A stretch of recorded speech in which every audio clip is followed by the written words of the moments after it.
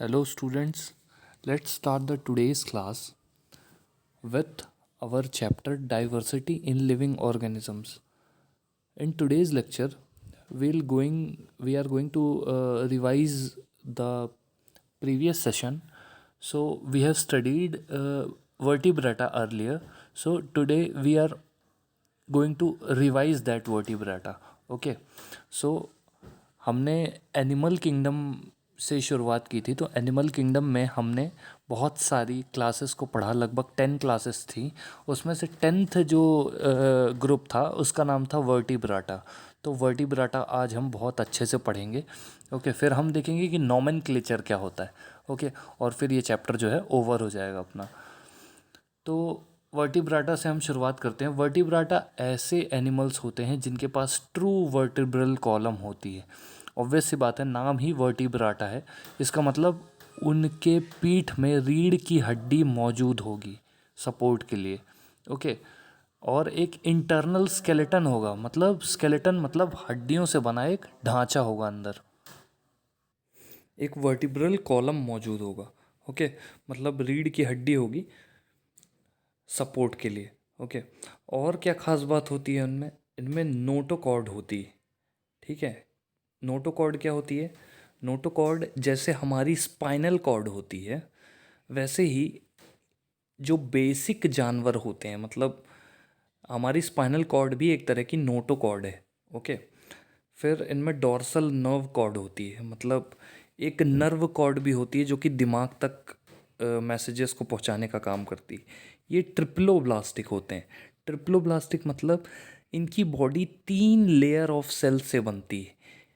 एक layer of cell बाहर की बॉडी बनाते हैं, दूसरा लेयर ऑफ सेल अंदर की बॉडी बनाते हैं, और तीसरे लेयर ऑफ सेल ऑर्गन्स और कैविटीज़ को बनाते हैं।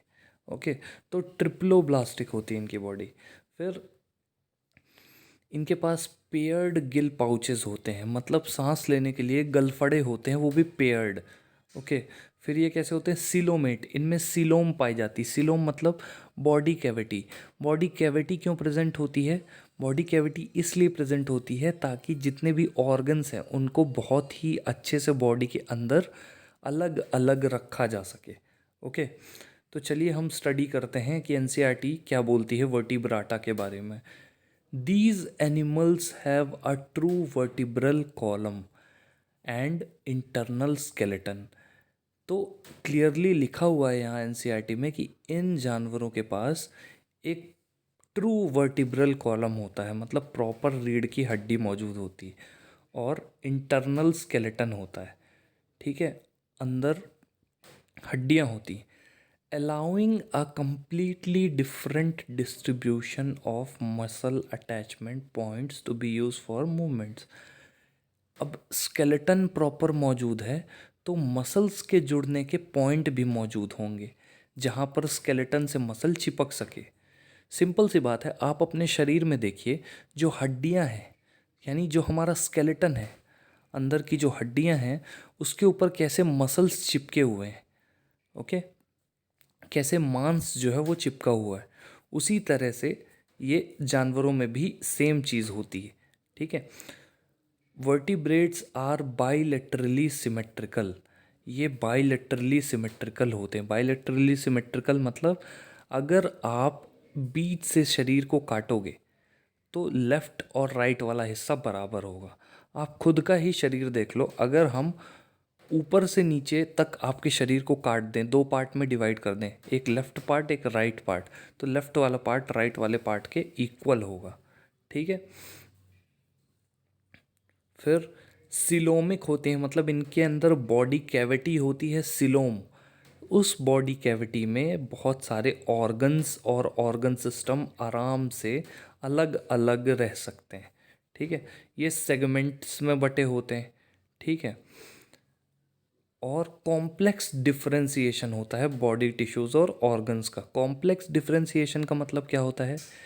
देखिए, जैसे हमारा शरीर है, तो हमारे शरीर में हमने पढ़ा है टिश्यूज़ चैप्टर में, एनिमल टिश्यूज़ टॉपिक में हमने पढ़ा है कि 4 तरह के एनिमल टिश्यूज़ से हमारा शरीर बना हुआ है।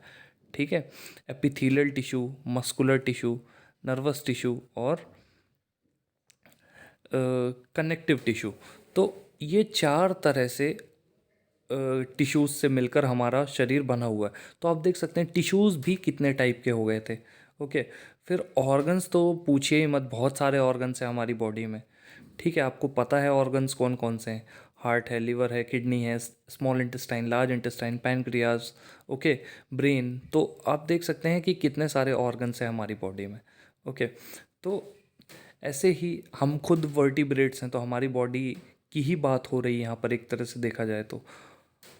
All chordates possess the following features. जितने भी कॉर्डेट्स हैं, मतलब जिनमें नोटोकॉर्ड, जिसमें डॉर्सल नर्व कॉर्ड पाई जाती है, तो उनमें ये चीज़ें तो ज़रूर पाई जाएंगी। ठीक है, सारे कॉर्डेट एनिमल्स में एक नोटोकॉर्ड होगी, डॉर्सल नर्व कॉर्ड होगी, ये ट्रिप्लोब्लास्टिक होंगे, इनमें गिल्स के पेयर होंगे, सिलोम होगी। ओके, तो ये सारी चीज़ें इसमें प्रेजेंट होगी। तो अब ये वर्टिब्राटा डिवाइडेड हैं 6 कैटेगरी में। ओके, पहली है साइक्लोस्टोमेटा। ये बहुत ही बेसिक वर्टिब्रेट्स होते हैं। इनमें जॉ नहीं होता, मतलब जबड़ा नहीं होता।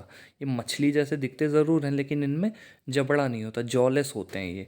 ठीक है, और इनकी बॉडी लंबी ईल जैसी होती। ठीक है, सर्कुलर माउथ होता है, चिपचिपी स्किन होती है, और ये स्केललेस होते हैं। इनकी बॉडी में स्केल नहीं मौजूद होती, चिकने होते हैं ये एक्टोपैरासाइट की तरह एक्ट करते हैं। एक्टोपैरासाइट मतलब ऐसे पैरासाइट जो बॉडी के ऊपर रहते हैं। एंडोपैरासाइट क्या होते हैं, जो बॉडी के अंदर रहते हैं। ठीक है, तो ये एक्टोपैरासाइट है। एंडोपैरासाइट कैसे हो गए, जैसे एस्कैरिस वगैरह हो गया, वो हमारी बॉडी के इंटेस्टाइन में रहता है, अंदर रहता है। ठीक है, और और जैसे लाइस हो गई, यानी जूं हो गई, जूं हमारी बॉडी के बाहर रहता है, तो ये एक्टोपैरासाइट है जूं। तो उसी तरह जैसे जूं होता है एक्टोपैरासाइट, उसी तरह ये साइक्लोस्टोमेटा जो होते हैं, ये शार्क वगैरह से चिपके हुए होते हैं। ओके, तो साइक्लोस्टोमेटा के कुछ एग्जाम्पल यहाँ पर लिखे हुए हैं, पेट्रोमाइजोन और मिक्जीन या हैगफिश। पेट्रोमाइजोन को लैम्फ्रे बोलते हैं और हैगफिश मिक्जीन को बोलते हैं। ओके, तो चलिए हम सेकंड सब ग्रुप की तरफ बढ़ते हैं वर्टिब्रेट्स के, वो है पीसेस। पीसेस में आ जाती हैं मछलियाँ। ठीक है, पीसेस में क्या आ जाती हैं, मछलियाँ आ जाती हैं। तो दे आर फिश, पहली लाइन में लिखा हुआ है they are fish. They are exclusively aquatic animals, मतलब ये पानी के बिना तो ज़िंदा रह ही नहीं सकते, आपको भी पता है। Their skin are covered with scale, इनकी चमड़ी जो है वो स्केल से कवर होती है, मतलब धारियों से या प्लेट से कवर होती है। ठीक है, वो ऑक्सीजन कहाँ से लेते हैं, पानी से लेते हैं, अपने गिल्स की मदद से, अपने गलफड़ों की मदद से ऑक्सीजन लेते हैं पानी से। ठीक है, इनकी बॉडी स्ट्रीमलाइंड होती है, मतलब लंबी होती है, और मस्कुलर टेल होती है मूवमेंट के लिए। इनकी बॉडी लंबी होती है और मस्कुलर टेल होती है इनमें मूवमेंट के लिए। कोल्ड ब्लडेड होते हैं ये। ठीक है, तो अभी तक हमने क्या क्या फीचर देखे इसमें। सबसे पहले तो पानी में पाए जाएंगे, एक्वेटिक होते हैं ये। ठीक है, स्किन में स्केल्स होते हैं। ठीक है, फिर हमने क्या देखा, गिल्स के द्वारा ऑक्सीजन पानी से लेते हैं। फिर हमने क्या देखा, इनकी बॉडी स्ट्रीमलाइंड होती है, यानी लंबी होती है, सीधी होती है, और इनकी जो पूंछ है वो मस्कुलर होती है ताकि ये तैर सकें। ओके, और फिर हमने देखा कि ये कोल्ड ब्लडेड एनिमल होते हैं। कोल्ड ब्लडेड मतलब इनको इनके इनका जो खून है वो ठंडा होता है। ओके, जैसे हम वार्म ब्लडेड एनिमल्स होते हैं। ओके, ये कोल्ड ब्लडेड एनिमल्स होते हैं, और इनके हार्ट में सिर्फ 2 चेम्बर होते हैं, मतलब एक जगह ब्लड आएगा और दूसरी जगह से ब्लड जाएगा। ठीक है, हम लोगों के हार्ट में, मतलब ह्यूमन बींग्स के हार्ट में 4 चेम्बर होते हैं। 4 चेम्बर का बेनिफिट ये होता है कि जो ऑक्सीजन वाला ब्लड है, यानी ऑक्सीजनेटेड ब्लड है, और जो कार्बन डाइऑक्साइड वाला ब्लड है, वो दोनों ब्लड अलग अलग रहते हैं हमारे हार्ट में, मिक्स नहीं होते आपस में। इनमें ब्लड मिक्स हो जाता है। ओके, तो ये कोल्ड ब्लडेड होते हैं, इनके हार्ट में 2 चेम्बर होते हैं। ठीक है, ये अंडे देते हैं। ओके,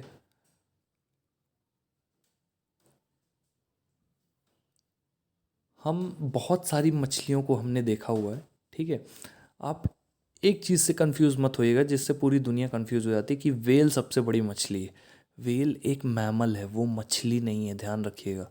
ऐसा क्यों? क्योंकि व्हेल जो है वो डायरेक्ट बच्चे को जन्म देती है, ना कि अंडा देती है।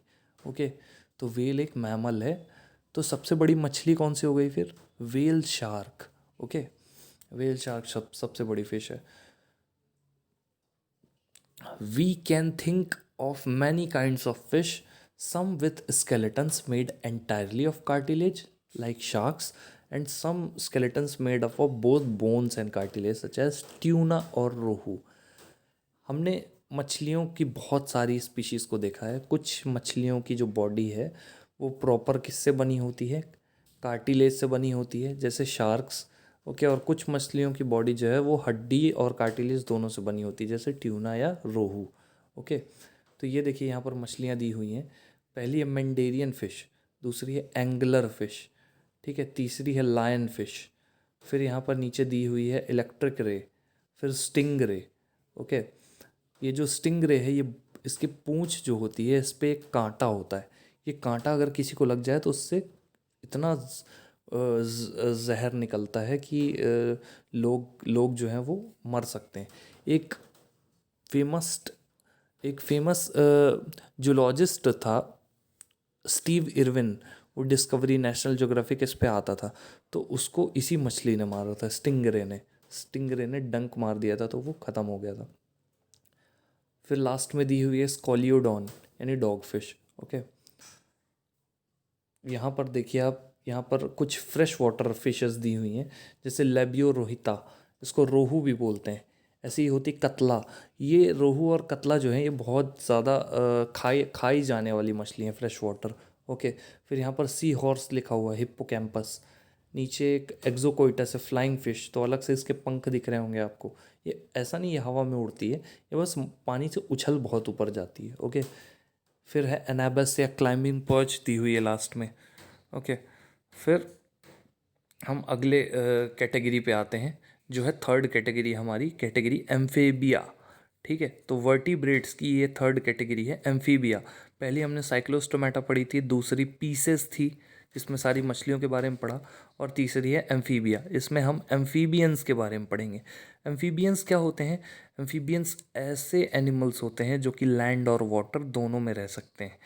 ठीक है, जैसे आपने मेंढक देखा होगा, मेंढक पानी में भी रहता है, ज़मीन में भी रहता है। ओके, तो एम्फीबियंस को एम्फीबियंस इसलिए बोला जाता है क्योंकि ये, इनके जीवन का जो आधा समय है वो पानी में बीतता है। ओके, और आधा ज़मीन में बीतता है।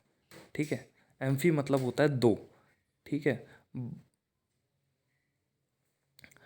तो ये इनके कुछ एग्जांपल है, toad, frog, salamander. Okay, tree frog, ये सारे एम्फीबियंस के एग्जांपल हैं। ओके, तो ये एनिमल्स मछलियों से अलग होते हैं क्योंकि इनमें स्केल्स नहीं होती, इनकी चमड़ी जो है चिपचिपी होती है और गीली गीली होती है, क्योंकि इनकी स्किन में म्यूकस निकलता रहता है। ओके, म्यूकस एक चिपचिपा पदार्थ होता है जो कि इनकी स्किन से निकलता रहता है। और कुछ तो फ्रॉग्स ऐसे होते हैं जो कि जिनके स्किन में जो म्यूकस निकलता है वो इतना जहरीला होता है कि आप उससे किसी भी इंसान को, मतलब किसी भी इंसान की मौत हो सकती है उससे। तो वो जो अफ्रीका वगैरह में जो ये पॉइजन डार्ट फ्रॉग वगैरह पाए जाते हैं, तो इन मेंढकों को पकड़ के जो आदिवासी होते हैं वो क्या करते हैं, अपने धनुष की जो तीर होती है यानी बाण होती, उस बाण का अगला हिस्सा इन मेंढक की स्किन में रब कर लेते हैं, तो वो बाण जो है जहरीला हो जाता है। और जब वो किसी मंकी या किसी ऐसे जानवर को मारते हैं जिनको शिकार करना है, जिनका शिकार करना है, तो वो जानवर जो है वो मर जाता है उस जहर के कारण। ओके, तो ये जो है ये एम्फीबियंस होते हैं बेसिकली। ठीक है, मेंढक। तो ये बात मैंने आपको बता दी। अब देखते हैं एनसीईआरटी में इनकी स्पेशलिटीज़ के बारे में क्या लिखा हुआ है। तो these animals differ from fish in the lack of scales. ये मछलियों से अलग है क्योंकि इनमें स्केल्स नहीं पाए जाते। इनमें म्यूकस ग्लैंड होता है स्किन में, और इनका हार्ट जो होता है वो 3 चेम्बर्ड होता है। फिशेस का 2 चेम्बर्ड हार्ट था, इनका हार्ट होता है 3 चेम्बर्ड। ठीक है, रेस्पिरेशन इनमें या गिल्स से होता है या लंग्स से होता है। ठीक है, ये अंडे देते हैं, और ये एनिमल्स पानी और लैंड दोनों में पाए जाते हैं। एग्जाम्पल है फ्रॉग्स, टोड्स, सैलामेंडर्स, ये सब एग्जाम्पल हैं इनके। ठीक है, तो यहाँ पर दिए हुए एम्फीबियंस कुछ। फिर अगली स्पीशीज़ के बारे में हम आते हैं, पढ़ते हैं, जो है रेप्टीलिया। रेप्टीलिया क्या होते हैं? रेप्टाइल्स को बोलते हैं। ठीक है, these animals are cold blooded, ये ठंडे खून वाले जानवर होते हैं। इनमें स्केल्स होती हैं और ये लंग्स से सांस लेते हैं। ठीक है, ये एनिमल्स कोल्ड ब्लडेड होते हैं यानी ठंडे खून वाले होते हैं। इनमें स्केल्स होती हैं। ठीक है, और ये लंग्स से सांस ले सकते हैं। इनमें से ज़्यादातर का 3 चेम्बर्ड हार्ट होता है। ठीक है, क्रोकोडाइल यानी मगरमच्छ का 4 चेम्बर्ड हार्ट होता है, लेकिन क्रोकोडाइल का इनकम्प्लीट 4 चेम्बर्ड होता है। तो रेप्टाइल्स को आप देख सकते हैं। रेप्टाइल्स बेसिकली आप देखें, ये टर्टल, ये गिरगिट हो गया, स्नेक हो गया, लिजर्ड हो गई, तो ये सब रेप्टाइल्स हैं। तो इनकी स्पेशलिटी देखिए यहाँ पर क्या लिखी हुई है, ये ठंडे खून वाले जानवर होते हैं। जैसे फिशेस भी कोल्ड ब्लडेड एनिमल्स थे, इसीलिए थोड़ा जब सूरज निकलता है तो इनको थोड़ा देर धूप में बैठना पड़ता है ताकि इनका खून गर्म हो सके और इनकी बॉडी मूव कर सके। ओके, फिर इनमें स्केल्स होते हैं यानी धारियाँ होती हैं। ये लंग्स से सांस लेते हैं, इनमें गलफड़े होते हैं प्रॉपर, जैसे हमारी बॉडी में लंग्स होते हैं वैसे इनकी बॉडी में भी लंग्स होते हैं। ठीक है, इनमें 3 चेम्बर्ड हार्ट होता है। ओके, क्रोकोडाइल्स के पास 4 चेम्बर्ड हार्ट होता है। ठीक है, फिर ये अंडे देते हैं विथ टफ कवरिंग, और मतलब इनके अंडों की जो कवरिंग होती है वो टफ होती है। ओके, और ये पानी में अंडे नहीं देते हैं, जैसे एम्फीबियंस पानी में अंडे देते हैं, तो ये पानी में अंडे नहीं देते हैं। ठीक है, तो स्नेक्स, टर्टल, लिजर्ड्स, क्रोकोडाइल, ये सब जो हैं ये रेप्टाइल्स के अंदर आ जाते हैं। ओके, रेप्टीलिया के अंदर। फिर अगला है एव्स। एव्स में सारे के सारे पक्षी आ जाते हैं यानी सारे के सारे बर्ड्स आ जाते हैं। ठीक है, यहाँ से देखिए वार्म ब्लडेड एनिमल्स का किस्सा चालू हो गया। यहाँ से जो जितने भी मतलब एव्स हैं, फिर मैमल्स आएंगे, तो ये सब वार्म ब्लडेड एनिमल्स होते हैं। अभी एव्स के पहले तक जो 4 कैटेगरी पढ़ी हमने, वो कोल्ड ब्लडेड एनिमल्स थे सारे, मतलब इनको धूप में जाने की ज़रूरत पड़ रही थी। ठीक है, ताकि ये अपनी बॉडी को चार्ज कर सकें एक तरह से मूव करने के लिए। ओके, तो ये वार्म ब्लडेड एनिमल्स होते हैं और इनमें 4 चेम्बर्ड हार्ट होता है। ठीक है, इनके हार्ट में 4 चेम्बर्स होते हैं। ये एग्स देते हैं यानी ये अंडे देते हैं। ठीक है, एक बाहरी कवरिंग होती है फेदर्स की इनकी बॉडी में, पंखों की एक कवरिंग होती है। ठीक है, और 2 फोर लिम्स होते हैं यानी चलने के लिए 2 पैर होते हैं। ठीक है, चलने के लिए 2 पैर होते हैं और 2 हाथ होते हैं जो कि पंख के फॉर्म में होते हैं। ठीक है, 2 पैर होते हैं चलने के लिए और 2 हाथ होते हैं पंखों के फॉर्म में। ओके, ये लंग्स से सांस ले सकते हैं। और जितने भी बर्ड्स हैं जो इस कैटेगरी में आएंगे वो हम नीचे पढ़ते हैं। ये देखिए, स्टॉर्क दिया हुआ है, ऑस्ट्रिच दिया हुआ है, मेल टफ्टेड डक दिया हुआ है। ओके, पिजन दिया हुआ है, स्पैरो दिया हुआ है, क्रो दिया हुआ है। तो ये सारे जो हैं ये एव्स के अंदर आ जाएंगे। तो जितने भी बर्ड्स हैं वो किस में आ जाते हैं? एव्स में आ जाते हैं। ओके, फिर अगला है मेमेलिया। ये जो मेमेलिया होते हैं ये वार्म ब्लडेड एनिमल्स होते हैं, मतलब गर्म खून वाले जानवर होते हैं ये भी। ठीक है, जैसे एव्स गर्म खून वाले जानवर थे, वैसे ही मेमेलिया भी गर्म खून वाले जानवर होते हैं। ठीक है, इनका हार्ट जो होता है वो 4 चेम्बर्ड हार्ट होता है।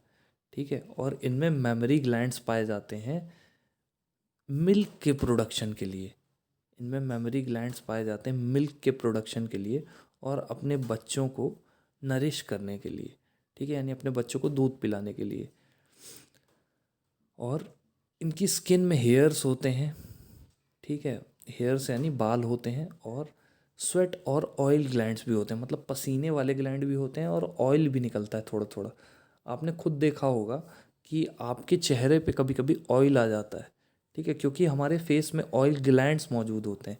ठीक है, जो कि हमारे बॉडी में जब हम ऑयल खाते हैं तो वो हमारे फेस से रिलीज़ करता है। ओके, थोड़ा थोड़ा अमाउंट में। Most mammals familiar to us produce live young ones. ज़्यादातर जो मैमल्स होते हैं उनकी खास बात ये होती है कि वो बच्चे देते हैं, ना कि अंडे देते हैं। ठीक है, वो डायरेक्टली यंग वंस को जन्म देते हैं, अंडे नहीं देते हैं। ओके, कुछ एग्जांपल हैं जैसे प्लेटिपस और एकिडना जो अंडे देते हैं, बट बाकी सारे के सारे एनिमल्स जो हैं वो बच्चों को जन्म देते हैं। और एक जानवर है जिसका नाम है कैंगरू।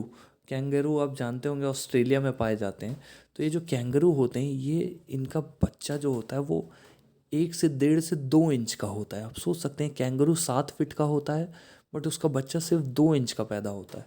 ओके, और वो उसी पाउच में दूध पी पी कर फिर के बड़ा होता जाता है, और वो फिर एक वयस्क कैंगरू बन जाता है। ओके,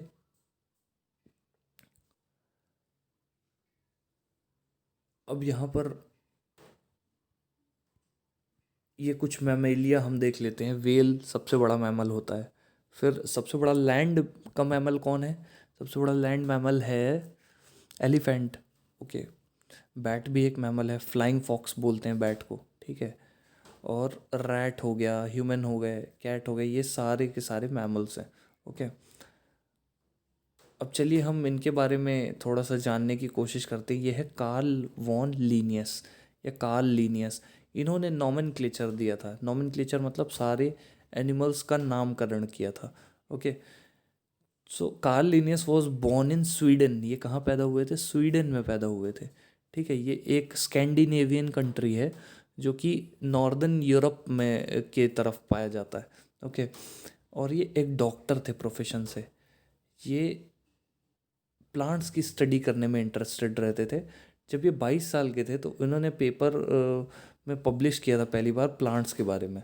ठीक है, ये फिजिशियन की तरह सर्व करते थे गवर्नमेंट को। ओके, इन्होंने डाइवर्सिटी ऑफ प्लांट्स को स्टडी किया, मतलब प्लांट्स की जितनी भी प्रजातियां हैं उनको स्टडी किया। कहाँ पर? एम्प्लॉयज़ गार्डन में। ठीक है, इनका एक गार्डन था जिसका नाम था एम्प्लॉयज़ गार्डन। वहाँ पर इन्होंने प्लांट्स की अलग अलग प्रजातियों के बारे में स्टडी किया। बाद में उन्होंने 14 पेपर्स में पब्लिश किया, और एक बुक भी लिखी जिसका नाम था सिस्टमा नेचुरी, जिसके बारे में सिस्टमा नेचुरी में सारे के सारे प्लांट्स के बारे में लिखा हुआ है। ठीक है, इनकी सारी रिसर्चेस के बारे में भी लिखा हुआ है। और इनका जो सिस्टम था क्लासिफिकेशन का वो बहुत ही सिंपल स्कीम पर बेस था कि प्लांट्स को अरेंज कर दो नाम के बेसिस पे, ताकि आसानी से आइडेंटिफाई किया जा सके उनको। ओके, तो ये थे कार्लस लीनियस। अब ये चार्ट दिया हुआ है पूरा, ये आप लोग एक बार गो थ्रू कर लीजिएगा। फिर अगला टॉपिक है हमारा नॉमेनक्लेचर। नॉमेनक्लेचर का मतलब होता है नामकरण करना। जैसे आप पैदा हुए, हम पैदा हुए, तो आप लोग पैदा हुए तो घर वालों ने आपका नॉमेनक्लेचर किया, यानी आपका नाम रखा। ठीक है, आपके घर में आपके नाम का दूसरा इंसान नहीं मिलेगा। ठीक है, तो नॉमेनक्लेचर एक पर्टिकुलर नाम रखने का प्रोसेस है जिससे और कोई दूसरा नाम रिसेंबल ना हो। मतलब एक बार किसी जानवर का नाम रख दिया जाता है तो दोबारा उस नाम का कोई दूसरा जानवर नहीं मिलता है। ठीक है, मतलब काऊ को काऊ बोलते हैं, हॉर्स को काऊ नहीं बोलते हैं। ओके, तो काऊ का नॉमेनक्लेचर कर दिया गया है पहले। ओके, हॉर्स का नॉमेनक्लेचर हॉर्स कर दिया गया। तो ये नॉमेनक्लेचर होता क्या है, आइए इसके बारे में हम और थोड़ा सा जानने की कोशिश करते हैं। Why is there a need for systematic naming of living organism? ये बताने की ज़रूरत नहीं है कि ये ज़रूरत क्या पड़ी कि लिविंग ऑर्गेनिजम्स का नाम रखने की। ऑब्वियस सी बात है, ज़रूरत इसलिए पड़ी क्योंकि इतने लाखों करोड़ों जानवर हैं। अगर नाम नहीं रखेंगे तो हम किसी जानवर को बुला ही नहीं पाएंगे। ओके, किसी जानवर को हम याद ही नहीं रख पाएंगे कि ये जानवर हमने देखा था, इसको क्या बोलें। ओके, हर कोई अपने हिसाब से उसका नाम बोलेगा। ओके, तो आप देखिए पूरे इंडिया में अगर आप बोलें सांप, तो सांप हर कोई समझता है कि स्नेक को बोल रहे हैं। ठीक है, और किसी जानवर का नाम सांप नहीं होता है। ओके, तो ये नॉमेनक्लेचर की वजह से पहले से ही नॉमेनक्लेचर कर दिया गया है, उसकी वजह से। Okay, find out the name of the following animals and plants in many languages as you can. इन जानवरों का नाम ढूंढ कर लाइए, अलग अलग लैंग्वेजेस में इनको क्या बोलते हैं। टाइगर को क्या बोलते हैं, गुजराती में टाइगर को क्या बोलते हैं, पंजाबी में टाइगर को क्या बोलते हैं, मराठी में क्या बोलते हैं, भोजपुरी में क्या बोलते हैं। ओके, तो आप ये सब ढूंढ कर लाइएगा। पीकॉक को क्या बोलते हैं, ऐसे ही एंट को क्या बोलते हैं, नीम को क्या बोलते हैं, लोटस को क्या बोलते हैं, पोटैटो को क्या बोलते हैं। Okay, as you might be able to appreciate it, it would be difficult for people speaking or writing in different languages to know when they are talking about the same organism. आप इस चीज़ को appreciate करना चाहेंगे कि लोग भले ही अलग अलग हैं इंडिया में, मतलब कोई साउथ इंडिया में रहता है तो वो दूसरी लैंग्वेज बोलता है, ठीक है, वो कन्नड़ बोलता है, मलयाली बोलता है, ओके, मद्रासी बोलता है, कोई गुजरात में रहता है गुजराती बोलता है, कोई पंजाब में रहता है पंजाबी बोलता है। बट सब लोग, अगर बोला जाए काऊ, तो काऊ सब लोगों के लिए एक ही है। ओके, अगर बोला जाए डॉग, तो डॉग सबके लिए एक ही है। ओके, तो ये कितनी बड़ी बात है। ये नॉमेनक्लेचर का कमाल है कि आपने एक नाम लिया और वो सारे लैंग्वेजेस में फेमस है। Okay, the problem was resolved by agreeing upon a scientific name for organism in the same manner that chemical symbols and formulae for various substances are used the world over.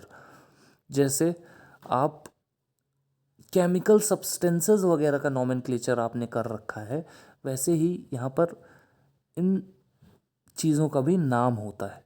Okay, जैसे आपने chemical substances वगैरह का nomenclature कर रखा है, वैसे इन चीज़ों का भी नाम होता है। ठीक है,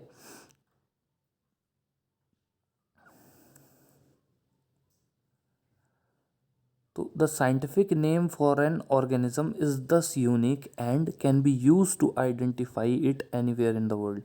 तो जो साइंटिफिक नेम होता है जानवर को, वो बहुत यूनिक होता है और कोई भी पूरी दुनिया में उसको आइडेंटिफाई कर सकता है कि ये जानवर जो है वो इसका नाम है। Okay, the scientific system of scientific naming और nomenclature we use today was introduce by Carolus Linnaeus. तो हमने जो जिन लीनियस के बारे में पढ़ा था अभी, जो स्वीडन से थे, जो एक तरह से फिजिशियन थे, ओके, जिन्होंने सिस्टमा नेचुरी बुक लिखी थी जिसमें सब प्लांट स्पीशीज़ के बारे में लिखा था, उन्होंने ही नोमेनक्लेचर दिया है। ठीक है, तो नोमेनक्लेचर कोई पूछे किसने दिया है, तो कार्लस लिनियस ने ही दिया है 18th सेंचुरी में। ठीक है, the scientific name of an organism is the result of the process of classification. जो क्लासिफिकेशन हुआ है उसका ही रिजल्ट है साइंटिफिक नेम देना, which put it along with the organisms it is most related to. अब जो क्लासिफिकेशन हुआ है स्पीशीज़ के कैरेक्टरिस्टिक्स के बेसिस पे, कुछ ऐसे स्पेशल कैरेक्टरिस्टिक्स थे जो कि एक पर्टिकुलर स्पीशीज़ में ही मिलते हैं, तो उसी बेसिस पे, उन्हीं कैरेक्टरिस्टिक्स के बेसिस पे नोमेनक्लेचर किया था कार्लस लिनियस ने। Okay, but when we actually name the species we do not list out the whole hierarchy of group it belongs to. Instead, we limit ourselves to writing the name of the genus and species of that particular organism. अब nomenclature के दो part होते हैं। किसी भी जानवर का नाम रखा जाता है तो वो दो पार्ट में रखा जाता है। पहला पार्ट होता है उसको जीनस बोलते हैं और दूसरे पार्ट को बोलते हैं species. For example, human beings यानी हम लोग, ह्यूमन बींग्स का जो नाम होता है, साइंटिफिक नेम होता है, वो होता है होमो सेपियंस। तो जो होमो है, होमो सेपियंस मतलब ह्यूमन बींग्स, तो जो होमो है, Homo is a genus and sapiens is a species. तो होमो सेपियंस यानी ह्यूमन बींग्स में दो पार्ट होते हैं, नोमेनक्लेचर में दो पार्ट होते हैं, एक जीनस और एक स्पीशीज़। एक जीनस नेम होता है या जेनरिक नेम होता है, एक स्पीशीज़ होती है। Okay, certain conventions are followed while writing the scientific name. अब कुछ रूल्स होते हैं साइंटिफिक नेम्स को लिखने के पहले, ये जानने ज़रूरी हैं। पहला, the name of genus begins with a capital letter. आप जीनस यानी जो पहला नाम लिखोगे, जैसे होमोसेपियंस में जो होमोसेपियंस में जो एच आप लिखोगे वो कैपिटल होगा, ठीक है। The name of the species begins with a small letter. वहीं जब आप सेपियंस लिखोगे तो सेपियंस स्मॉल होगा, एस जो है स्मॉल होगा। When printed the scientific name is given in italics. Italian language में उसको प्रिंट करवाना है, ओके। और चौथा, when written by hand genus name and the species name have to be underlined separately. अगर हाथ से लिखा है किसी ने तो जीनस का नाम और स्पीशीज का नाम के नीचे अंडरलाइन होनी चाहिए। तो ये 4 रूल्स थे जो कि नॉमेनक्लेचर के रूल्स हैं, जो कि किसी भी जानवर का नाम रखने से पहले इन 4 रूल्स को फॉलो किया जाता है। पहला, जो जीनस होता है, मतलब जैसे होमोसेपियंस में बोल रहा था, तो होमोसेपियंस में जो होमो वर्ड था वो जीनस होता है, सेपियंस जो होता है वो स्पीशीज़ होता है। तो जीनस जो है, जीनस का जो पहला लेटर है वो कैपिटल होना चाहिए, जैसे होमोसेपियंस में एच कैपिटल होगा। फिर स्पीशीज़ का जो नाम है वो स्मॉल लेटर से चालू होगा, मतलब जो सेपियंस में एस है वो स्मॉल लेटर होगा, ठीक है। फिर जब प्रिंट किया जाता है तो उसको इटालियन लैंग्वेज में प्रिंट किया जाता है, मतलब हल्के से स्लैंट लैंग्वेज होती है, वो टेढ़ा लिखा जाता है उसको, ठीक है। व्हेन रिटन बाय हैंड, अगर हाथ से लिखा गया है तो जीनस और स्पीशीज़ के नीचे अंडरलाइन होनी चाहिए। तो ये हमारा चैप्टर ख़त्म हो गया, ओके। आई होप आप लोगों को ये समझ में आया होगा, और मैं चाहता हूँ कि आप लोग बार बार इस चैप्टर की रीडिंग करिए, क्योंकि बहुत सारे एग्जाम्पल दिए हुए हैं इस चैप्टर में। अगर आप लोग रीडिंग नहीं करेंगे तो वो एग्जाम्पल भूल जाएंगे, ओके। तो प्लांट किंगडम और एनिमल किंगडम की बार बार रीडिंग करिए आप, और उन एग्जाम्पल्स को बाय हार्ट कर लीजिए, okay. So that's all for now guys, thank you so much.